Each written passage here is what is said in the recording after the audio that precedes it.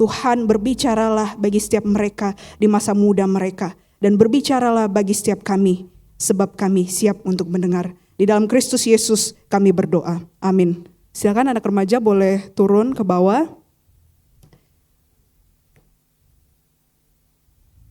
Ya. Shalom Bapak Ibu. Ya.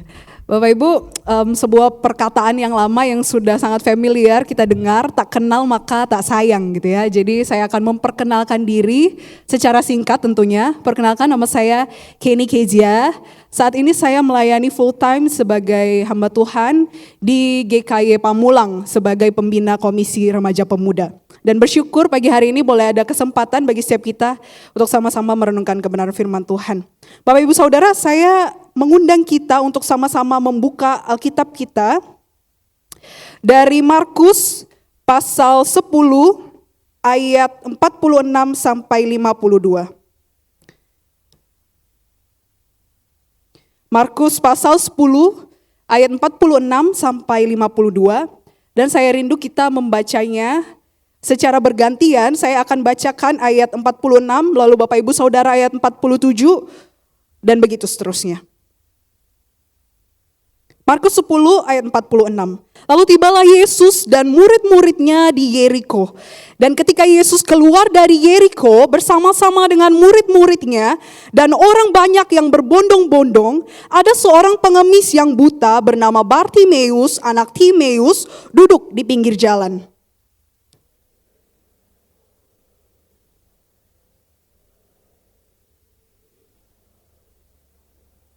Banyak orang menegurnya supaya ia diam, namun semakin keras ia berseru, "Anak Daud, kasihanilah aku."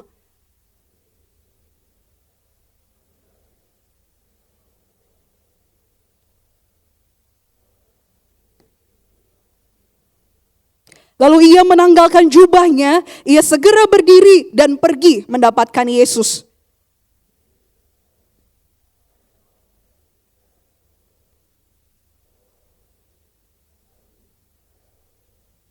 Lalu kata Yesus kepadanya, "Pergilah, imanmu telah menyelamatkan engkau."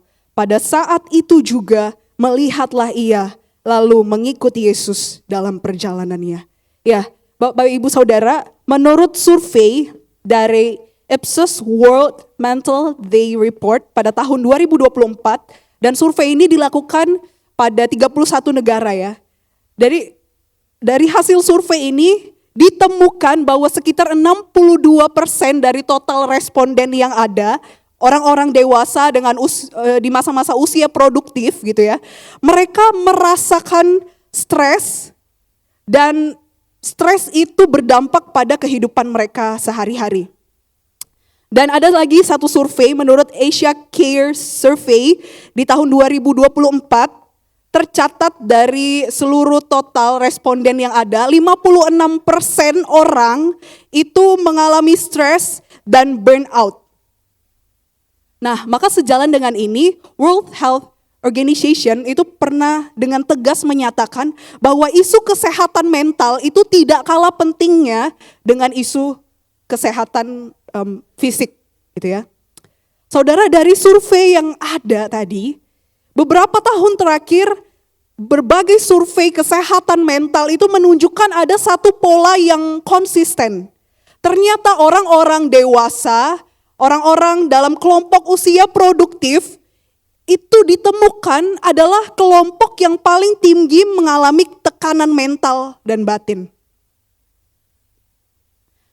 Jadi orang dalam kelompok usia produktif itu ditemukan adalah sebagai kelompok yang mengalami tekanan mental dan tekanan batin yang paling tinggi. Tapi menariknya saudara, di sisi lain ternyata kelompok ini justru adalah kelompok yang paling jarang untuk meminta pertolongan. Jadi kita melihat ada dua sisi ya. Satu sisi kelompok usia ini adalah kelompok yang paling tinggi mengalami tekanan batin dan mental, tapi di sisi yang bersamaan juga ternyata kelompok ini kelompok yang paling jarang untuk meminta pertolongan. Saudara, kita hidup di tengah-tengah budaya yang high functioning anxiety. Apa artinya? Kita dituntut untuk tetap produktif, kita dituntut untuk tetap hadir, kita dituntut untuk tetap tersenyum, walau sebenarnya dalam hati kita sedang lelah akan semua ini. Kita terbiasa menyimpan luka, bukan memproses luka. Kita terbiasa hidup dengan coping mechanism, bukan crying out for help. Saudara, menariknya, para peneliti itu menemukan pada dasarnya manusia jarang meminta bantuan di awal masalah gitu ya. Jadi manusia itu ternyata meminta bantuan ketika semua strateginya sudah gagal, ketika semua tenaganya sudah habis, barulah dia crying out for help. Dan dalam dunia psikologi, saudara, ini disebut sebagai breaking point, di mana seseorang itu tidak lagi mencoba untuk mengendalikan keadaan karena sudah terlalu lelah. Dan akhirnya mau tidak mau dia berseru meminta pertolongan. Saudara, maka dari fenomena yang terjadi, banyak orang yang jatuh karena terlalu lama berpura-pura kuat. Dan seringkali paling sulit bagi kita orang-orang percaya itu bukan percaya bahwa Tuhan sanggup menolong, itu gampang ya kita pahami, ya Tuhan yang kita sembah adalah Tuhan yang sanggup menolong. Tetapi justru yang paling sulit dalam pemahaman kekristenan ternyata untuk mengakui bahwa kita itu butuh pertolongan. Kita butuh pertolongan. Nah, dengan realitas yang seperti ini saudara, maka tidak heran banyak dari antara kita hidup di bawah tekanan dan tidak mau meminta pertolongan. Saya setuju dengan perkataan John Calvin. Dia berkata, believers do not pray with the view of informing God about things unknown to Him. On the contrary, they pray in order that they may arouse themselves to seek Him. Jadi saudara, orang percaya itu berseru, berdoa bukan untuk memberitahu Allah apa yang Allah belum ketahui. Tidak, karena Allah kita adalah Allah yang maha tahu. Namun justru seharusnya orang percaya itu berdoa, berseru untuk membangunkan kesadaran bahwa kita itu benar-benar butuh Tuhan. Maka saudara, kisah Bartimeus pada pagi hari ini saya rasa relevan dengan kehidupan kita saat ini. Di dalam kebutaan Bartimeus, dia menyadari dia tidak memiliki apa-apa selain daripada berseru kepada Kristus. Saudara, ketika kita baca nanti Injil Sinoptik gitu ya, peristiwa ini secara paralel itu juga tercatat di dalam Injil Matius dan Injil Lukas. Tentu dengan keunikan penekanan pada masing-masing penulis ya. Nah, sepanjang Injil Markus, saudara, kita akan menemukan bahwa Yesus itu suka sekali mengadakan mujizat dan menyembuhkan orang. Jadi Yesus menyembuhkan banyak orang, ada orang lumpuh, orang dengan penyakit kulit, orang yang tangannya mati sebelah, wanita yang pendarahan, dan berbagai macam peristiwa lain. Tetapi menariknya saudara, di Injil Markus, satu-satunya peristiwa penyembuhan yang dicatat namanya adalah ini, perikop yang kita baca, Bartimeus. Bartimeus, hanya Bartimeus yang namanya disebutkan secara spesifik oleh Markus.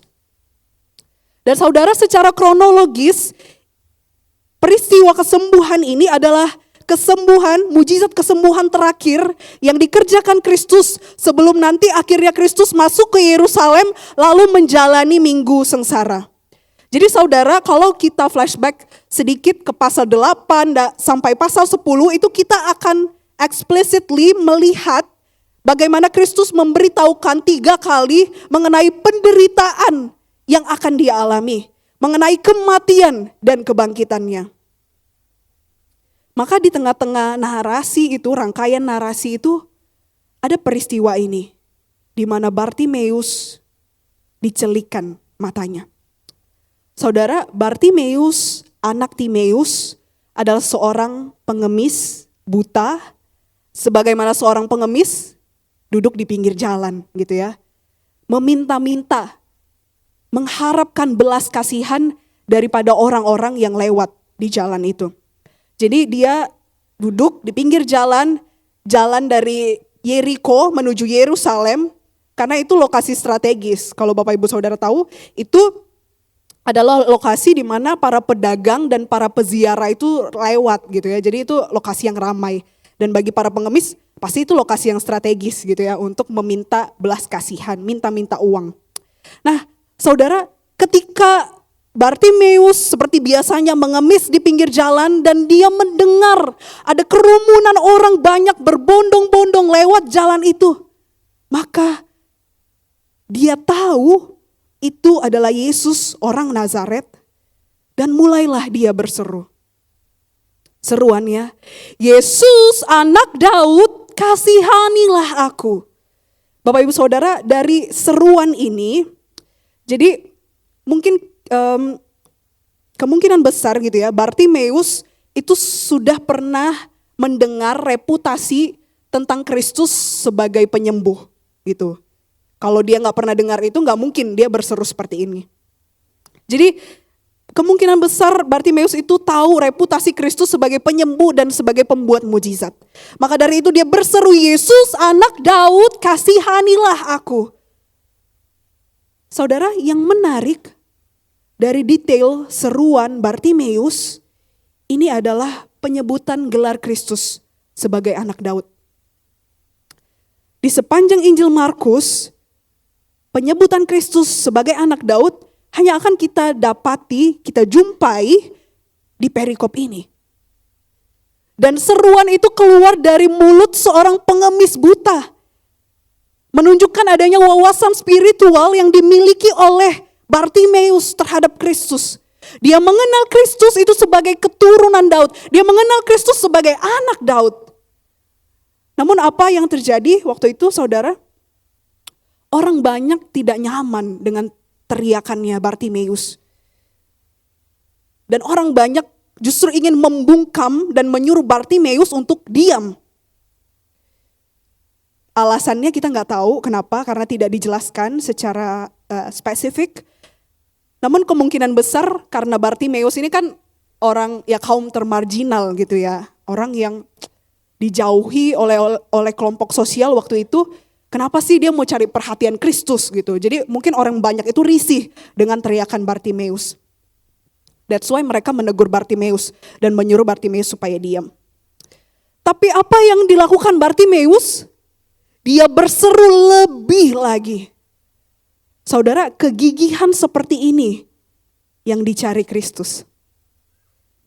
Di sepanjang Injil Markus, kita melihat ada satu pola berulang, di mana ketika seseorang itu datang kepada Yesus seperti dengan iman yang seperti ini, maka Kristus bekerja menyatakan kuasanya. Kita bisa melihat nanti di pasal 2, Yesus memulihkan orang lumpuh itu ketika ia melihat iman mereka. Lalu di pasal 5, Yesus menyembuhkan wanita yang pendarahan selama bertahun-tahun. Dan Kristus mengatakan, imanmu telah menyelamatkan engkau. Di pasal 7, Yesus mengusir setan yang ada di dalam diri anak perempuan dari wanita Sirofenesia. Karena wanita Sirofenesia itu punya iman yang gigih. Jadi saudara, kita akan menemukan satu pola berulang, bahwa ketika seseorang itu datang kepada Yesus dengan iman yang gigih, Kristus menyatakan kuasanya. Anak Daud, kasihanilah aku. Jesus, son of David, have mercy on me. Yesus melihat kegigihan Bartimeus. Saudara, ketika saya merenungkan kebenaran firman Tuhan ini, maka saya menyadari adanya ironi. Ketika saya coba membandingkan dengan pengenalan Bartimeus akan siapa itu Kristus, di-compare dengan pengenalan para murid akan siapa itu Kristus, maka kita akan melihat adanya ironi. Saudara, Kalau di pasal 8 sampai 10 dengan loud and clear, itu Yesus telah menyatakan 3 kali mengenai penderitaannya, bahwa dia akan mati dan nanti dia akan bangkit. Lalu Yesus berkata dia akan menanggung penderitaan, dia akan ditolak oleh tua-tua, oleh orang-orang Farisi dan ahli-ahli Taurat.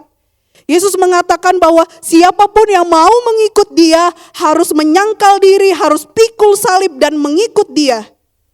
Yesus dengan tegas menyatakan bahwa dia adalah anak manusia yang datang ke dalam dunia untuk menderita. Tapi apa yang dirasakan oleh para murid? Para murid tidak juga mengerti. Justru kita mendapati para murid itu sibuk memperdebatkan siapa yang paling besar di antara mereka. Para murid sibuk meminta posisi untuk duduk di sebelah kanan dan kiri Kristus di dalam kemuliaannya kelak. Para murid masih punya pemahaman bahwa Yesus adalah Mesias secara politik yang akan membawa mereka pada puncak-puncak kejayaan. Itu pengenalan para murid terhadap siapa itu Kristus. Di-compare dengan pengenalan Bartimeus terhadap siapa itu Kristus. Maka kita akan menemukan sebuah ironi. Bartimeus physically dia memang blind. Tetapi dia justru mengenal Kristus sebagai keturunan Daud, sang Mesias yang datang ke dalam dunia itu. Sementara murid Kristus yang 24/7 itu bersama dengan Kristus, justru mereka spiritually blind. Saudara, ada sebuah ironi yang kita temukan. Yang buta justru melihat, yang melihat justru buta.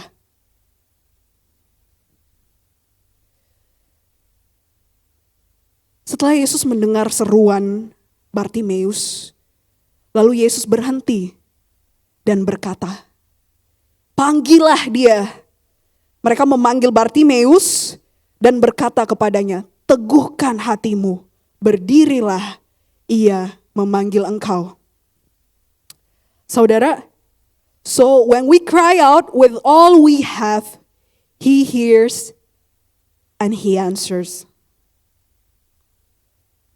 Yesus berhenti.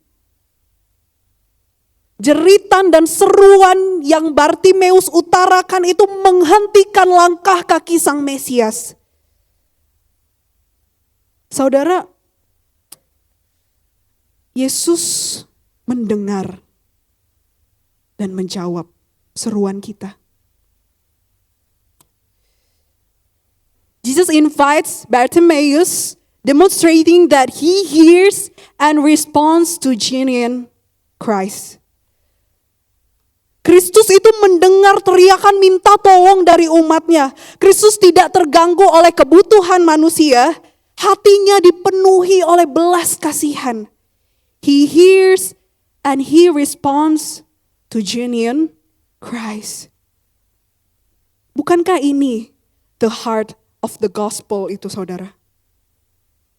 Bukankah ini inti dari Injil itu? Jadi dalam pemahaman Kristen kita bukan hanya bicara tentang Allah yang transenden, Allah yang jauh di sana.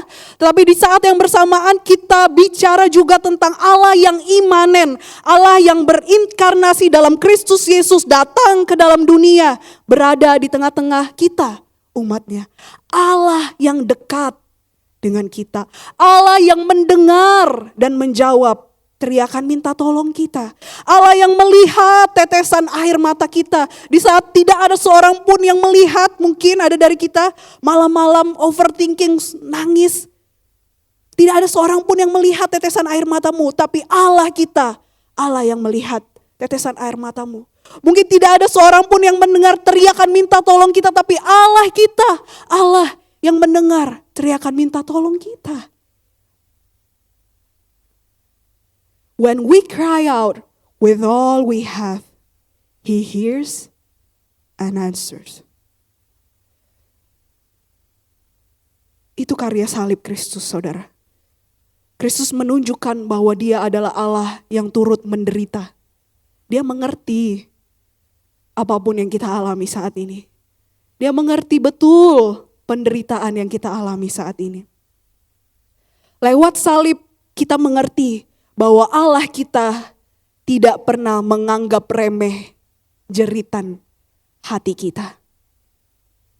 Karena dia mendengar dan dia menjawab. Saudara, setelah Bartimeus dipanggil oleh Kristus, apa yang Bartimeus lakukan?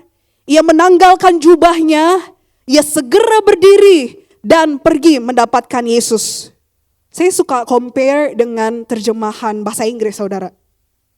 Jadi ketika saya compare dengan ESV, dikatakan he sprang up and came to Jesus. Dan kalau dibandingkan juga dengan NIV, he jumped to his feet and came to Jesus.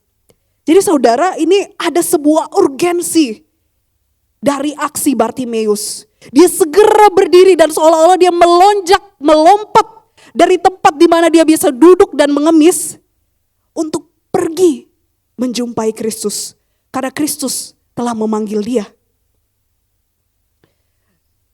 Dan saya coba membayangkan gitu ya, sebagai seorang pengemis, pasti Bartimeus duduk, mungkin jubahnya itu dia jadikan alas untuk menampung koin-koin gitu ya dari para pedagang dan para peziarah yang memberikan kepadanya. Dan ketika dikatakan dia melepaskan jubahnya, saudara bayangkan mungkin koin-koin itu terlempar gitu ya. Tapi dia gak peduli. Karena yang terpenting ternyata Sang Mesias itu memanggil dia. Ada sebuah urgensi dari aksi Bartimeus. Lalu ketika Bartimeus datang menjumpai Kristus, Yesus bertanya kepadanya, "Apa yang kau kehendaki aku perbuat bagimu?" Sebenarnya ini pertanyaan retoris ya saudara. Kristus kan maha tahu. Obviously gitu loh. Bartimeus itu buta, pastilah dia mau melihat. Pasti dia gak mau ngemis-ngemis lagi. Pasti dia mau bekerja dengan dirinya sendiri gitu. Kenapa Yesus masih nanya, apa yang kau kehendaki supaya aku perbuat bagimu?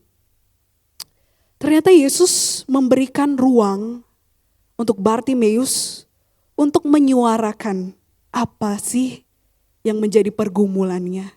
Apa sih yang menjadi kebutuhan Bartimeus. Yesus memberikan ruang kepada Bartimeus to voice his need. Untuk menyuarakan apa yang menjadi kebutuhan Bartimeus. Lalu apa kata Bartimeus? Rabuni, aku ingin dapat melihat. Saudara, kata Rabuni itu transliterasi dari bahasa Aram. Rabi kan kita udah sering tahu ya, rabi itu artinya guru gitu. Nah ternyata Rabuni ini menariknya saudara, dalam keseluruhan terjemahan perjanjian baru, dalam keseluruhan perjanjian baru itu hanya muncul 2 kali. Yang pertama muncul di perikop ini oleh Bartimeus, dan yang kedua muncul di Injil Yohanes oleh Maria Magdalena. Dan technically gitu ya, Rabuni ini maknanya lebih deep and personal. Lebih intimate. Karena dari kata Rabuni itu diterjemahkan sebagai my teacher or my master. Jadi saudara, tadi di awal Bartimeus menyebut Kristus sebagai anak Daud. Dan kita kini bisa melihat ketika Bartimeus menjumpai Kristus secara personal, dan perjumpaan personal itu menghasilkan pengenalan yang progresif. Tadi Bartimeus menyebut Kristus sebagai anak Daud. Oke. Tapi kini dia menyebut Kristus sebagai my teacher, my master, guruku, Tuhanku, Tuanku. Lebih intimate dan personal. Maka poin yang kedua saudara, when we cry out with all we have, He saves us. Kata Yesus kepadanya, pergilah, imanmu telah menyelamatkan engkau. Maka pada saat itu juga melihatlah dia. Lalu ia mengikut Yesus dalam perjalanannya.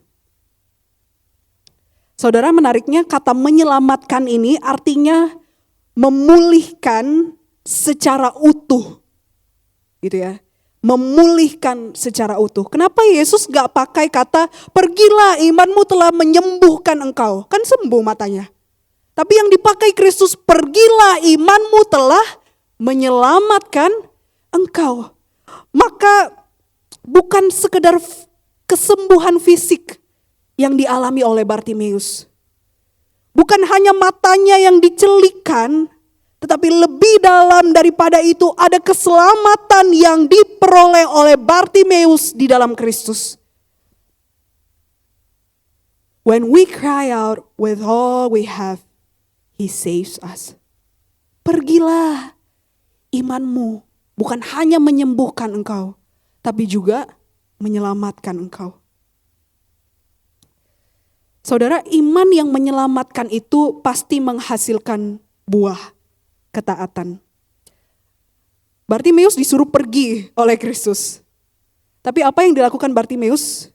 Setelah dia melihat, dia mengikut Yesus dalam perjalanannya.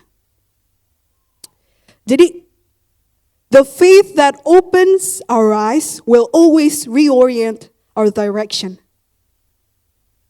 Iman yang menyelamatkan Bartimeus itu tidak hanya mencelikan matanya, tetapi juga mengarahkan seluruh kehidupan Bartimeus untuk pergi mengikut Kristus.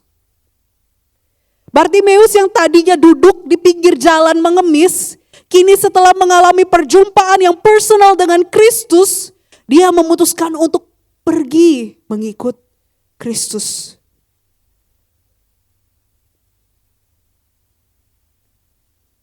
Saudara, pada abad ke-18 ada seorang yang bernama John Newton. Dia, kalau saya baca gitu ya, dia dikenal sebagai pedagang budak. Hidupnya keras, penuh dengan dosa, dan jauh dari Tuhan. Sampai satu malam ketika dia berlayar, di tengah-tengah lautan Atlantik itu, kapalnya diterpa oleh badai yang sangat dahsyat, dan kapal itu hampir tenggelam. Semua kendalinya hilang. Di titik itu, John Newton tahu kalau dia sedang berada di ambang kematian. Maka di ambang kematian itu dia menjerit. Dia berseru kepada Tuhan. Selama ini dia jauh dari Tuhan. Tapi di saat-saat di ambang kematian itu dia menjerit, berseru kepada Tuhan. Dan di dalam anugerah Tuhan, John Newton selamat. Singkat cerita, John Newton tidak lagi hidup untuk dirinya sendiri. Pada akhirnya dia memutuskan untuk bertobat dan menjadi hamba Tuhan.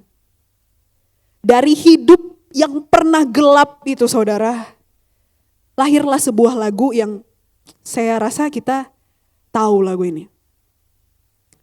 Amazing grace, how sweet the sound that saved a wretch like me.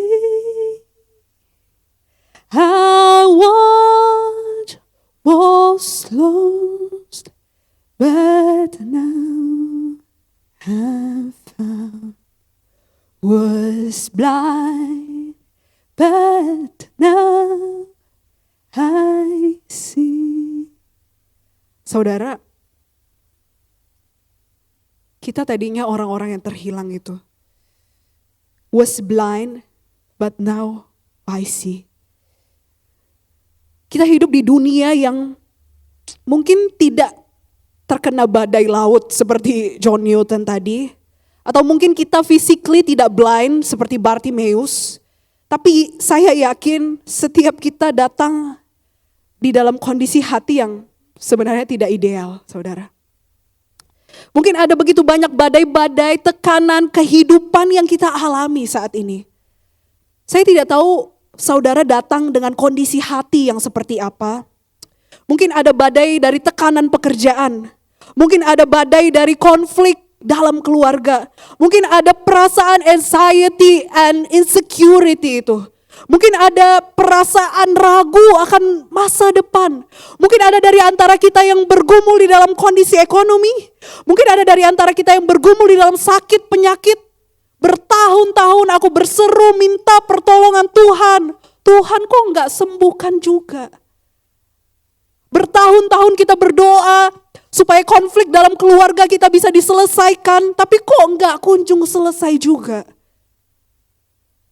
Saudara, seringkali Tuhan mengizinkan tekanan, mengizinkan kelelahan, mengizinkan kegagalan itu terjadi dalam kehidupan kita, bukan untuk menghancurkan kita, tetapi untuk membawa kita pada satu titik yang sama seperti Bartimeus dan John Newton tadi. Titik di mana kita berhenti mengandalkan diri sendiri dan mulai berseru kepada Tuhan. Crying out for help kepada Kristus. Maka saudara, pertanyaan yang sama yang ditanyakan Kristus kepada Bartimeus hari ini juga ditujukan untuk setiap kita. Apa yang kau kehendaki supaya Allah perbuat bagimu? Maukah kita berhenti mengandalkan diri sendiri dan mulai berseru kepada Tuhan? When we cried out with all we had, Christ did not just save us. He became the direction of our lives. Pertanyaannya sekarang saudara, maukah kita berseru kepada Tuhan? Mari kita berdoa. Bapa dalam surga, sungguh kami yang duduk dan berdiri di hadapan-Mu adalah orang-orang yang lemah. Kami sadar kami tidak dapat berjalan sendiri. Karena itu kami butuh Engkau Tuhan.